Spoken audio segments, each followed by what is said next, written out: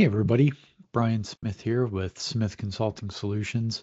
For today's video, what I want to talk about is 2026. We're getting closer to the end of the year, and it's that time to start thinking about, is our ISO system going to drive business growth for next year? Um, or maybe we stuck in a period of contentment or stagnation. So obviously we don't want to be in the latter, but a lot of organizations fall into that area. So we're going to talk about that today. Um, like I said, is your system at a crossroads? 2026 looks to be a year to grow your business. There's some good economic activity happening. So, question is your organization going to take advantage of that? So, as part of that, is your quality management system going to help push your organization forward? Um, or are you going to kind of be stagnant or content with, the system looking the same year over year? So let's move this over here. Well, that didn't work. There we go. Okay. So what does growth look like in 2026 for your quality management system? Well, clear documented processes that align with your operations. Sometimes organizations fall into a trap where they're not updating their documentation as their processes are evolving. And this can get you in a trap. So um, make sure your documentation is updated and it matches your processes. Data used to drive decisions. When you think about management review, your internal audits, key process objectives, are you analyzing that data and using that to drive improvement within your system? Predictable audit cycles, no surprises. So your internal audits, customer audits, and then your external registration audit. Are you prepared for those audits? Are you maintaining your system throughout the year so that way there's no surprises? Your internal audit should be a huge driver in identifying gaps in your quality management system throughout the year. That way, as you have these audits come up, whether they be from customers or your external registration audit, you know, it's no surprise of what the outcome is going to be. Okay, you should have confidence going in that our internal audit cycle caught any gaps. We're using that to improve our system, and we're not getting these big surprises with all these non-conformances and everyone's standing around looking at each other like, what happened? Okay, use your internal audits as a tool. Shared ownership across departments. Okay, so you look at your, I'm going to use a manufacturing example here. Sales, purchasing, quality, production. Are those departments talking to each other, and are they aligned with one common goal? And the ownership across those benefits each, or have we become kind of siloed? And production is doing its thing, quality is doing its thing, and they're not really interacting together for the betterment of the organization. You know, and a system that scales with new customers and employees. You know, Likely you're going to get some new customers in 2026. Hopefully, if you're growing your business, are you prepared to grow with them? New requirements, new equipment, those type of things, and then new employees. Employee turnover is huge right now. It's just the nature of our economic system right now in the United States. So as employees come and go from your organization, I don't think that's going to change in 2026. I think we're going to still continue through that cycle. Are you prepared? Is your system prepared to handle those fluctuations? Training new employees. And then in the opposite end, when employees leave, hopefully it doesn't become a super critical disruption to your system. Okay. Um, how impact of growth oriented system? Okay. So what is the impact of those type systems? A higher RFQ win rate. So, your system is ready to bring in new customers. Okay. It's not a huge deal of reviewing customer requirements and determining if we're able to meet those, so therefore those RFQs have a quick turn, hopefully a quick win rate. Fewer defects and nonconformances. Your system is built to capture nonconformances, take corrective actions and address them so that you don't have these large, lots of defects occurring throughout the business. Improve customer trust. Customers, they a lot of times they send in surveys for you to do. Some do audits and stuff. And then the trust is also built in, on-time delivery, customer satisfaction type stuff. That should all be improving year after year. Okay. That's one of those things that if you want to grow your business, that trust level with your customers has to continually improve. Reduced operational costs, and this comes back to, the second one there with nonconformances and defects, reducing your cost of poor quality, and just operational inefficiencies, okay, throughout the organization. And like I said, I think I kind of alluded to this on a previous slide, a stronger resilience with staffing changes. Is your organization, is your quality management system able to handle the ebbs and flows of new employees coming in, employees leaving? Because that's, the reality of today's world that we're working in. So what does contentment look like? First one there is documentation is only updated before audits.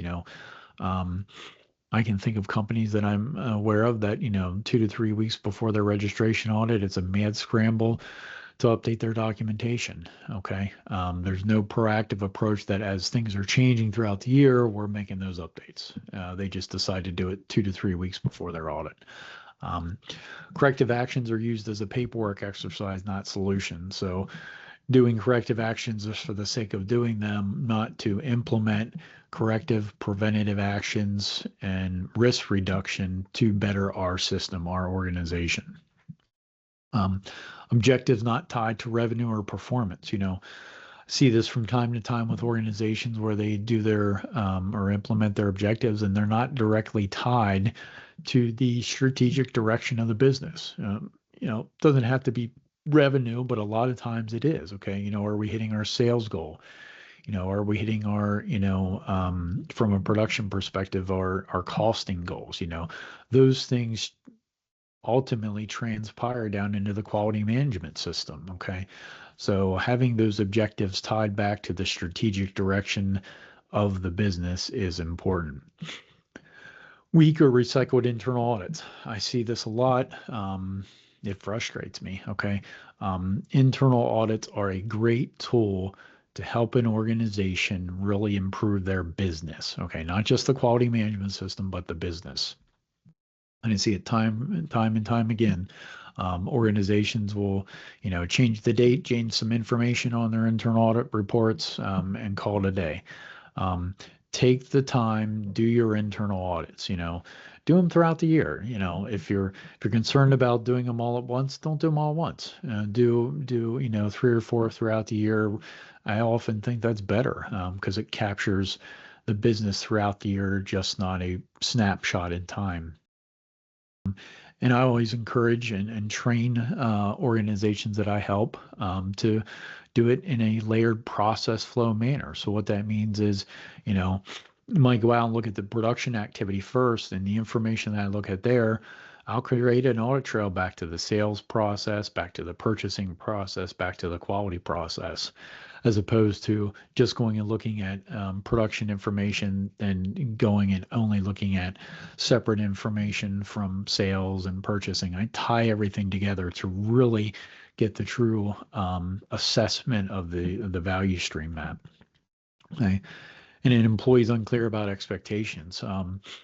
Unfortunately, I think I've seen a trend here recently with clients that I've been auditing that employees aren't aware of the quality policy. It's something that you think is an easy question. You ask an employee, does the company have a quality policy? And they look at you with a blank stare, or they say no. And you're there for an ISO 9001 quality management system audit. Or they're unclear about the expectations of, their contribution to the quality management system. So, keep your employees refreshed on that information because it's important. Build that culture around your quality management system. So why is 2026 a turning point? Well, there's several reasons. Number one, I think the scrutiny, the requirements that customers are placing on organizations is increasing year over year. And I think it's only going to continue to increase. Tightening supply chain requirements, pricing, delivery, those things. It seems like since the pandemic, those things are only tightening. I don't think they're loosening up in any of the areas that I'm seeing in my experience. Um, Higher expectations for traceability and risk management. This kind of comes from two areas, flows back to those customer requirements, as far as maintaining traceability throughout the entire process, whatever, we'll say widgets you're producing. And then the risk management thing. And, that's something as we look at from a global perspective business, and the changing conditions of our world, that risk management is becoming more and more important, from the climate stuff to risk to businesses, with power outages and cyber security, and all of this stuff is just really contributing to having a robust risk management process. I've hinted at this a couple times throughout the video, the ongoing labor shortages. I don't think it's going away in 2026. I think it's only going to increase. I'm seeing it everywhere in business that I'm auditing, business that I'm helping from a consulting perspective. It's hard to find people that are competent and have the right skill set. It's hard to get them to show up. It's hard to get them to stay longer than 3 months. That's an unfortunate reality of today's labor market. So, that's, a challenge that's going to continue. And then finally, we have the, planned release of the new standard for ISO 9001, the new revision, I should say. Last I heard, we're still looking at September of 2026. So you're probably saying, well, that's, just less than a year away. Before you know it, it'll be 3 months away. Now, while you will have, those 3 years to come up to compliance with the new requirements, don't wait the 3 years. Start to think about this now. Start to build that knowledge, that culture around the changes that we think are coming. Obviously, you don't want to begin implementing anything because you don't know what the final release is going to look like, but you can start planning for those things, and that's only beneficial. And I have to apologize. I'm a little congested this morning here. Preparing for your system in 2026. So refresh your process maps.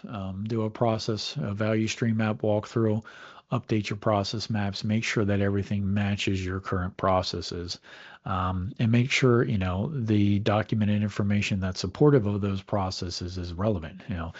Procedures, work instructions, any of those type things, make sure they're relevant to what you're doing. Internal audits that add value. And we talked about this a little bit previously, but, if you're doing check the box audits, time to start doing audits that add value to your organization. The quality management system is an investment by your company, and you should be getting a return on that investment. Internal audits are one of the best ways to do that. And like I say, go deep and go detailed into your internal audits, and just don't look at the high level surface stuff. Really dig down into your quality management system, challenge the system, challenge your employees to get better. Okay. Review risk and opportunity registers to capture obstacles. We talked about this on the last slide. Make sure that you're capturing risks in your business. Off the top of my head, I can think of several that are impacting nearly every organization. Tariffs, economic prices, hiring, and then more strict requirements, a lot of cybersecurity stuff and things around that. So right there's 3 risks. Have you identified them? Are they impacting your business? Do you need to take mitigation actions? So, and then train your teams on updated inspections or updated expectations, excuse me. So once again, do an annual review or semi-annual review of the quality policy, the quality objectives, and each employee's interactions within the quality management system. Make sure that information is posted throughout your facility. Make it visible for them to see on a daily basis to remind them of the importance of the system. Okay. All right, some key takeaways. ISO 9001. I position it with the clients that I help from a consulting perspective that it's a growth engine. It is a tool to improve your business. I also see a lot of systems that are just, stagnant. People are content with what they got year over year. It checks the box, move on. So it's time to decide, what direction do you want to take your system? In 2026, like I said, customer demands are really going to intensify, and really the difference lies in the discipline. Okay. Stronger systems win more business, weaker systems lose it. Okay.